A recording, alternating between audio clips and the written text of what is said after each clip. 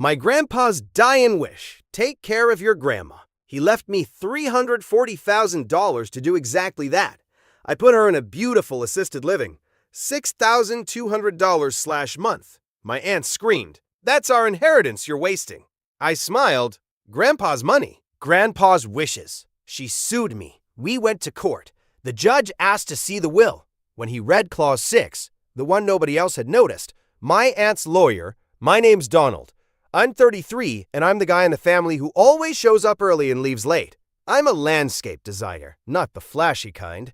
I draw plans, I price out stone and mulch, I argue with suppliers about sod that shows up half dead, and I spend my weekends fixing small things that somehow become whole yard projects. In my family, that translated into one role: the fixer. My grandpa, Walter, used to joke about it. Donald's the only one who can read instructions, he'd say, grinning, like it was a compliment and an apology wrapped together. When he got sick, the joking stopped. Cancer doesn't care if you're the funny grandpa at Thanksgiving. It just shows up and starts erasing a person day by day. The last time I saw him awake, he was in his bed at home, oxygen machine humming. My grandma, Ruth, sitting in the corner with a cardigan pulled tight around her shoulders like she was trying to hold herself together. Grandpa waved me closer with 2 fingers. "Sit," he said. I sat on the edge of the chair. My knee wouldn't stop bouncing. He looked smaller than I remembered. His hands were thin, but his eyes were still sharp. "Donald," he said, and his voice came out rough like gravel. "You're the only one I trust with her." My throat tightened immediately. I hated how fast my eyes burned. "Grandpa," he cut me off with a little shake of his head. "Don't argue. Don't promise me big speeches. Just listen." I nodded.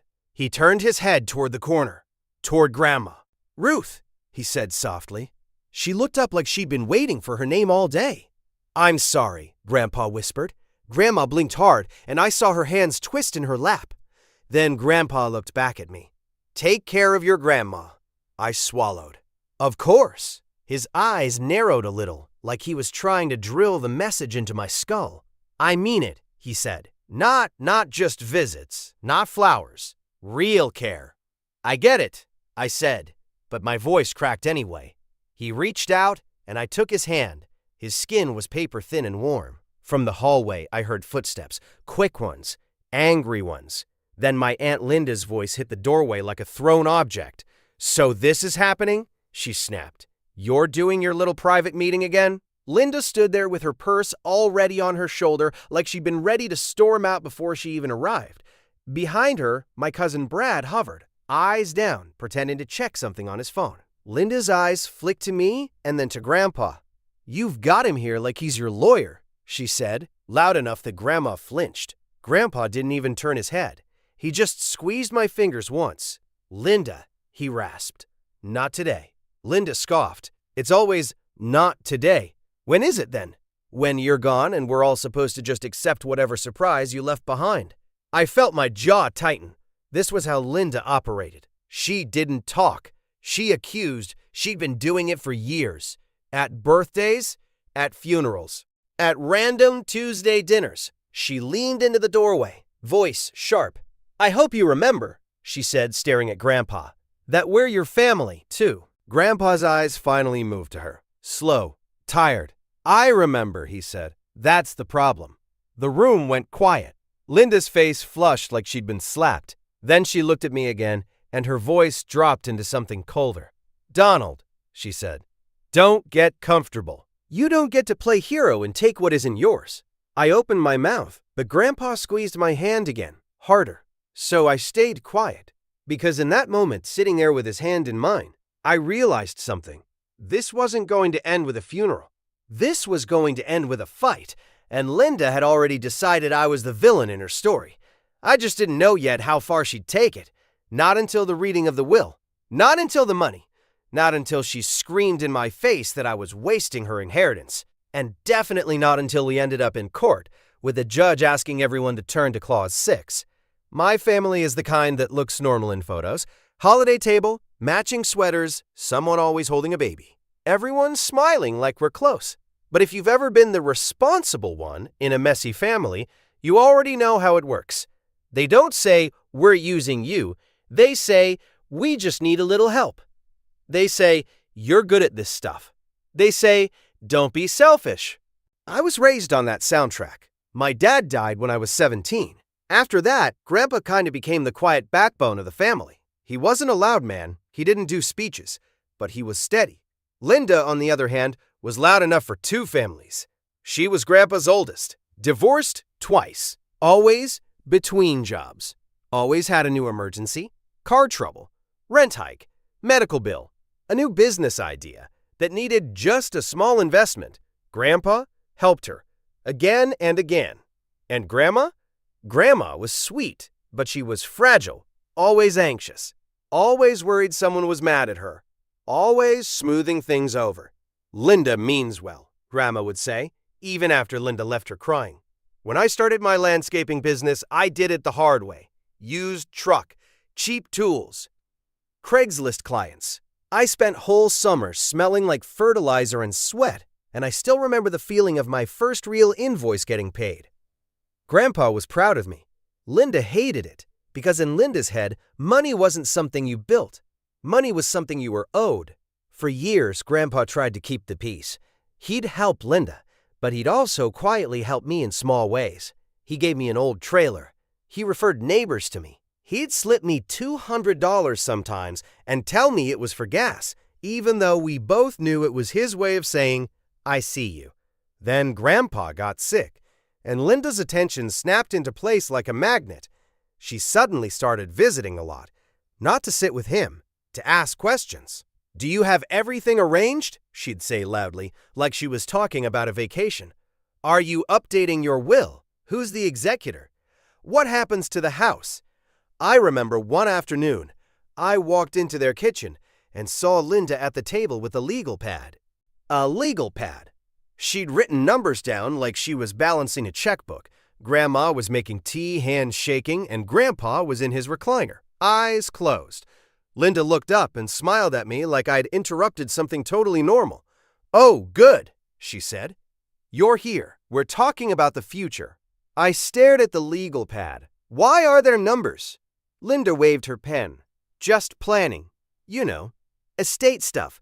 Grandpa opened his eyes and said, flat, "Linda, put that away." Linda did that fake laugh. "Dad, I'm helping." "You're counting." Linda's face tightened, and she snapped the pad shut like she'd been insulted. After that, Grandpa started pulling me aside more. Not to gossip, not to complain, to be careful. "Donald," he told me one night when I was driving him back from chemo, "your aunt will try to bully your grandma when I'm gone." I kept my eyes on the road. "She won't get far." Grandpa shook his head. "You don't understand. Ruth, she folds. She's always folded." I gripped the steering wheel harder. "Then I won't let her be alone." That's when Grandpa said the words I didn't fully understand at the time. I wrote it down. "Wrote what down?" "My wishes," he said, "so nobody can pretend they don't know." A week later, he had me meet him at his attorney's office. Not for money, not for greed, for paperwork. The attorney was a calm woman named Ms. Patel. She had that professional voice that makes you feel like everything is handled, even when your life is falling apart. Grandpa sat there pale, with an oxygen tank beside him, and he made it clear Grandma was the priority. Ms. Patel explained it in plain language. There was going to be money set aside specifically for Grandma's care. Grandpa wanted me involved because he didn't trust Linda not to manage Grandma into the cheapest, saddest situation possible so she could grab the rest. Linda wasn't there for that meeting. And that mattered, because after Grandpa died, Linda acted like she'd been personally attacked by the existence of a plan she didn't control. The funeral was fine, sad, obviously. Lots of people saying he was a good man and he's in a better place. Linda cried the loudest. I don't even mean that in a rude way. She literally cried louder than anyone else. Then right after, she started working the room like a politician. I heard her telling people, "I just hope everything is fair." Like Grandpa's death was a game show prize distribution. 2 days after the funeral, we had the will meeting. It was in Ms. Patel's office. Me, Grandma, Linda, my Uncle Jeff, quiet, passive, married to a woman who never speaks, and Brad, who looked like he wanted to be anywhere else. Miss Patel laid out folders. Linda leaned forward like she was starving, and Miss Patel started reading. The basics first. Personal items. Grandma gets the house to live in. Some sentimental stuff goes to cousins. Then the big part. The money. Miss Patel said Walter left $340,000 in a separate account for Ruth's care. Linda's head snapped up. Excuse me? Miss Patel kept her voice even. It is designated for Ruth's support, medical needs, and living expenses. So, where's the rest? Ms. Patel turned a page. Donald is named as the person responsible for ensuring those funds are used for Ruth's care. He will oversee payments and decisions related to her living arrangements. Linda's face changed. Not grief, not confusion. Pure anger. You made him in charge? Linda said, voice rising. Grandma flinched. Linda ignored her. She stared at Miss Patel. Why is Donald in charge? He's just the grandson. Miss Patel said, Walter chose him. Linda laughed, sharp and ugly. Of course he did.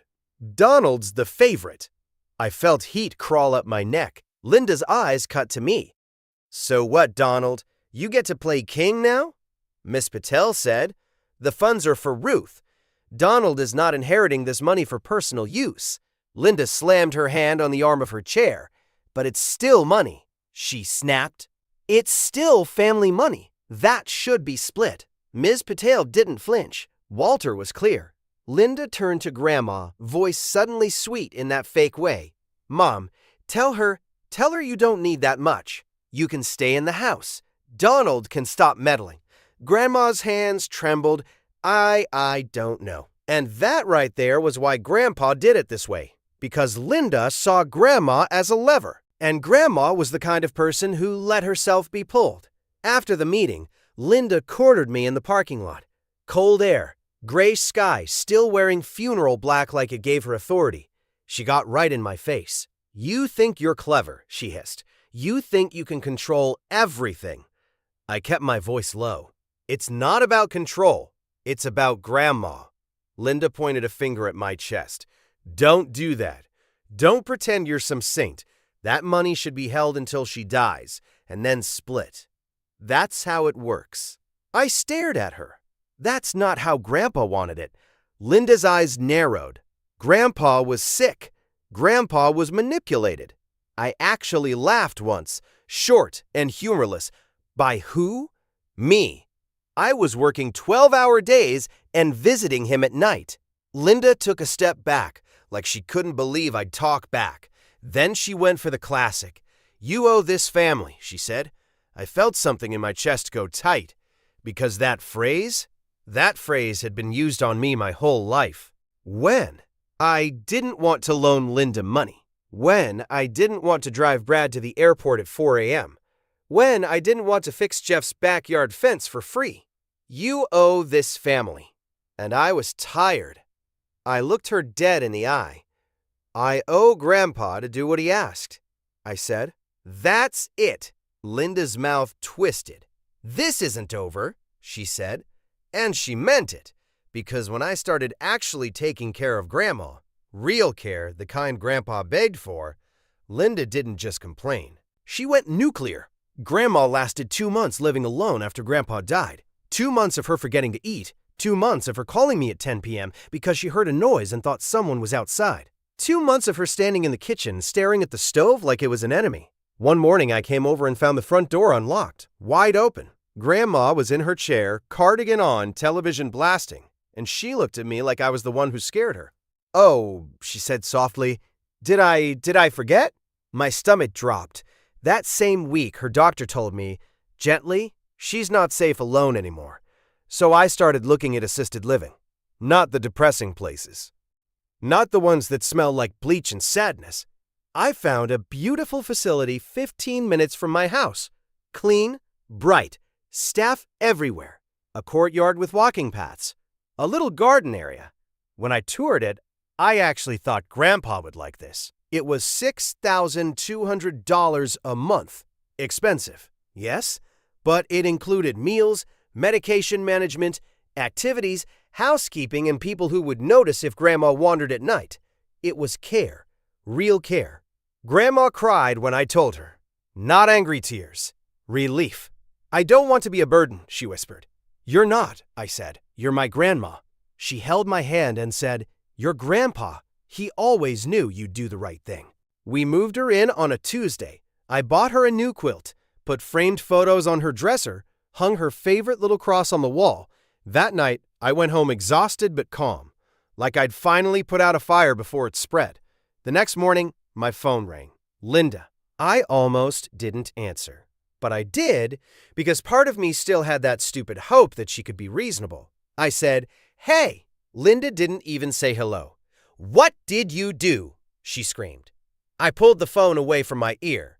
Linda, calm down. She snapped. You put Mom in a home? It's assisted living, I said, slow. She's safer there. And it's $6,000 a month? Linda shrieked. I froze. How do you know the amount? Linda laughed like I was an idiot. Mom told me. She was crying. She said you're taking Grandpa's money and dumping it into a facility like she's some stray dog. My hands clenched. That's not what happened, I said. She cried because she was scared living alone. Linda barreled over me. That's our inheritance you're wasting, she yelled. There it was. Not, how's Mom doing? Not, is she okay? Not, can I visit? Just money. I felt my voice go very calm. It's Grandpa's money, I said, for Grandma, like he wanted. Linda's voice turned venomous. You think you're so smug, she said. You think you can hide behind Grandpa's wishes, but the rest of us have rights. Linda, I said, this isn't a debate. Oh, it's a debate, she said. And if you don't reverse it, I'll make it a legal one. I actually smiled, even though she couldn't see it. Go ahead, I said. Call a lawyer. She went quiet for half a second. Then she hissed. Don't worry. I already did. I hung up. And for about 10 minutes, I just stood in my kitchen staring at my sink. My coffee got cold. My hands were shaking. Not because I was scared of court, because I was finally seeing Linda clearly. Grandpa was barely in the ground, and she was already trying to squeeze money out of Grandma's care. That afternoon, she sent me a text that made my stomach flip. It was a screenshot of a family group chat I wasn't in. Linda had written, Donald stole Dad's money and put Mom in a nursing home to drain the account. He's cutting us out. We need to stop him. My Uncle Jeff wrote, This doesn't sound right. Brad wrote, Donald always thought he was better than everyone. One of my cousins said, Wow, that's sick. Nobody asked me. Nobody asked Grandma. They just believed Linda because Linda was loud. So I did what I've learned to do in conflicts. I started collecting receipts, contracts, doctor notes, facility paperwork, the will. And when the lawsuit papers showed up at my door a week later, I wasn't shocked. I was just done. Linda was suing me, claiming I was mismanaging estate assets and depriving rightful heirs. Like, Grandma was already dead. The court date was set. And Linda acted like she'd already won. She called me the day before court and said, dripping with fake sweetness, I hope you're ready to explain yourself in front of a judge. I said, I'm ready. She laughed. Good, because I'm ready to take back what's ours. And I said the truth as calmly as I could. It was never yours. Court was on a Thursday morning. I wore a simple suit I hadn't touched since a wedding. My tie felt too tight. My hands smelled like mulch because I'd tried to distract myself the night before by working on a client's yard. Linda showed up like it was a performance. New blazer, big purse, hair done, dramatic sighs in the hallway like she was the victim of some crime. She had a lawyer with her. Tall guy, shiny shoes, confident smile. I had Miss Patel's colleague, Mr. Reynolds, because Miss Patel was out of town. He was older, quiet, and had that calm, I've seen worse families than yours vibe. Grandma wasn't there. The facility and her doctor agreed she didn't need the stress. Linda made a show of that too. Notice how Mom isn't here, she told people in the hallway. Donald probably kept her away. I didn't respond. Inside the courtroom, Linda sat up straight, whispering to her lawyer and glancing at me like she wanted me to flinch. The judge was an older man with reading glasses and a tired face, the kind of person who looks like he's heard every excuse in the book. He started simple. Miss Linda Harper, he said, you are challenging the administration of funds set aside for Ruth Harper's care. Linda's lawyer stood and launched into it. He said the facility was unnecessarily expensive. He said I was depleting resources that should be preserved for the family. He implied I had personal interest in controlling the money. I watched Linda's face while he talked. She wasn't sad. She wasn't worried about Grandma. She looked satisfied, like she was hearing her favorite song.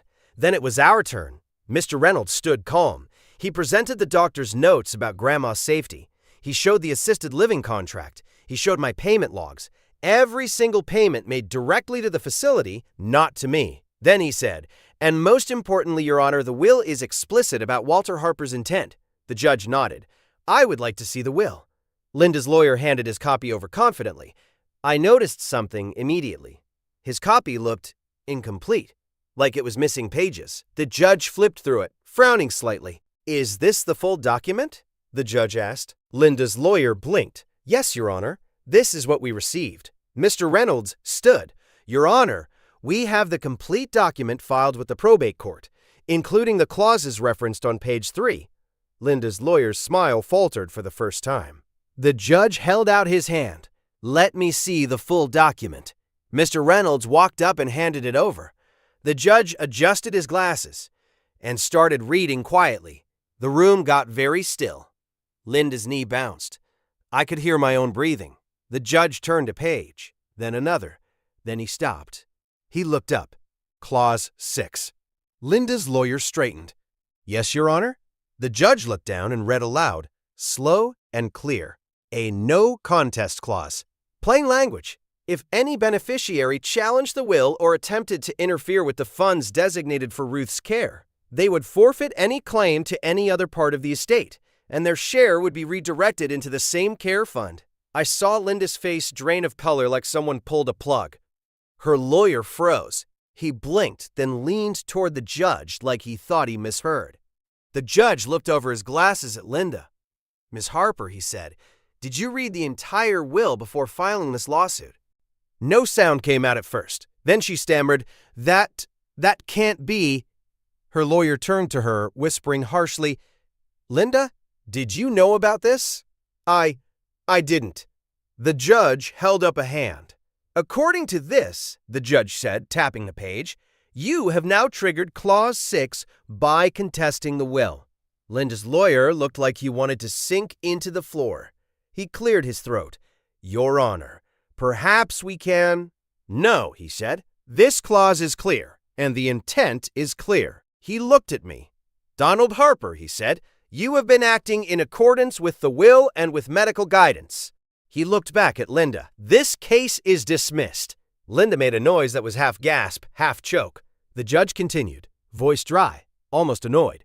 "And per Clause 6, any share Miss Harper would have received is now directed into the fund for Ruth Harper's care," he whispered, barely audible. Oh my God. I didn't even feel triumphant in that moment. I felt numb, because this wasn't a game to me. This was my grandma's life. Linda stood up so fast her chair scraped. "This is ridiculous," she snapped. "He's manipulating everyone." The judge looked at her like she was a child throwing a tantrum. "Sit down," he said. Linda didn't sit. She stormed out. Her lawyer rushed after her, hissing something under his breath. And I just sat there, hands folded, staring at the will on the judge's desk like it was a grenade that had finally stopped ticking. After court, my phone blew up. Family members suddenly wanted clarification. Jeff texted, "Linda says you ruined everything. What happened?" Brad texted, "So, is it true she lost her share?" A cousin texted, "Is Grandma okay?" The last one was the only one that mattered to me. I drove straight to the facility. Grandma was in the common room doing a puzzle with a staff member. She looked up when I walked in and smiled like she'd been waiting. "There you are," she said softly. I sat beside her. She patted my hand. "Did it go all right?" I didn't want to dump legal drama on her. I didn't want her to feel like a battlefield, so I kept it simple. "It's handled," I said. "You're safe." Grandma's eyes filled a little. "Your grandpa," she whispered. "He always knew Linda would try something." I nodded. Grandma squeezed my hand. "Thank you," she said, "for not letting me be alone." That night, I went home and slept like I hadn't slept in months. Linda, of course, didn't stop. She posted vague stuff on Facebook about betrayal and greedy relatives. But here's the thing. She couldn't touch the money anymore. Every time she tried to stir the pot, I reminded myself, Grandpa protected Grandma. And in trying to steal from her, Linda basically funded her care even more. The assisted living staff started greeting me by name. Grandma started going to little exercise classes. She made a friend named Marlene who loved soap operas, and for the first time since Grandpa died, Grandma laughed, real laughter, when I brought her a small potted plant for her window. You and your plants, she teased. I smiled. Occupational hazard. Life didn't magically become perfect, but the constant dread did, because the biggest threat in the room had been named, confronted, and legally shut down. A few months after court, I got a voicemail from Linda. I almost deleted it without listening, but curiosity won. Her voice was syrupy. Donald, she said, I think we should talk like adults. We're still family. I laughed out loud in my kitchen, because that's the part people like Linda never understand. They think family is a magic word that erases everything. They think family means you don't get consequences. I didn't call her back. Instead, I drove to see Grandma. She was sitting in the courtyard with a blanket over her lap, watching birds hop around the bushes. I sat beside her, and she leaned her head lightly against my shoulder like she used to when I was a kid. I'm okay here, she said quietly, like she was reading my mind. I feel calm. That word hit me harder than I expected. Calm. That's what Grandpa wanted for her. Not money saved, not inheritance preserved, not family politics managed. Calm. On the drive home, I thought about everything Linda had screamed at me. That's our inheritance you're wasting. And I realized the truth was simple. People will call it inheritance when they want something that was never meant for them. Grandpa didn't leave me a prize. He left me a responsibility, and he trusted me to handle it. So here's my moral, plain and clear. If someone only shows up when money is involved, they're not showing up for you. And family isn't a free pass to use people. I set boundaries, and yeah, some relatives got mad. Good. Because the minute you stop being the family bank account, the users reveal themselves. Grandma is safe. She's cared for. She's not scared at night anymore. And me? I'm still Donald. Still designing yards and arguing with sod suppliers. But I'm not the fixer for people who break things on purpose anymore. I kept Grandpa's wishes, and I finally stopped letting anyone guilt me into thinking that was wrong.